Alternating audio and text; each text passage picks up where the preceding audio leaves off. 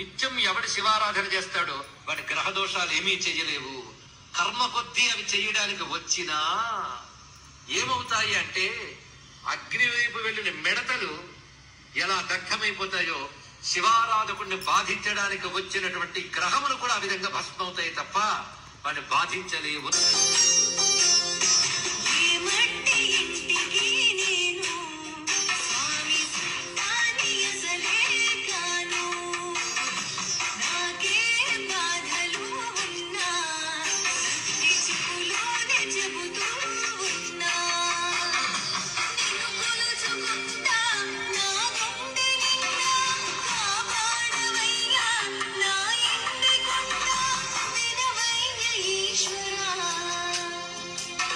నిత్యం ఎవడి శివారాధన చేస్తాడో వాడి గ్రహ దోషాలు ఏమీ చెయ్యలేవు. కర్మ కొద్దీ అవి చెయ్యడానికి వచ్చినా ఏమవుతాయి అంటే అగ్ని వైపు వెళ్ళిన మిడతలు ఎలా దగ్ధమైపోతాయో శివారాధకుడిని బాధించడానికి వచ్చినటువంటి గ్రహములు కూడా ఆ విధంగా భస్మవుతాయి తప్ప వాడిని బాధించలేవు.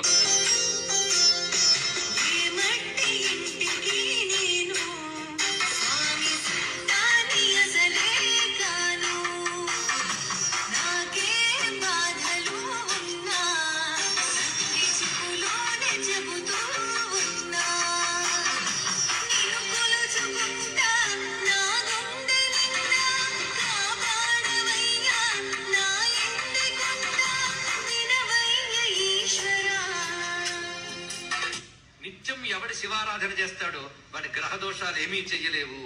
కర్మ కొద్దీ అవి చెయ్యడానికి వచ్చినా ఏమవుతాయి అంటే అగ్ని వైపు వెళ్ళిన మిడతలు ఎలా దగ్ధమైపోతాయో శివారాధకుడిని బాధించడానికి వచ్చినటువంటి గ్రహములు కూడా ఆ విధంగా భస్మవుతాయి తప్ప వాడిని బాధించలేవు.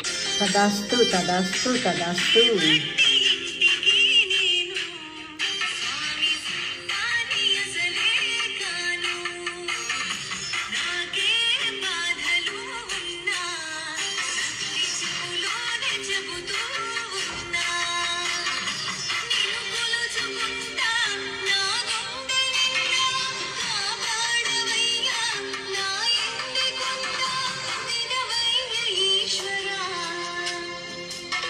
నిత్యం ఎవడి శివారాధన చేస్తాడో వాడి గ్రహ దోషాలు ఏమీ చెయ్యలేవు.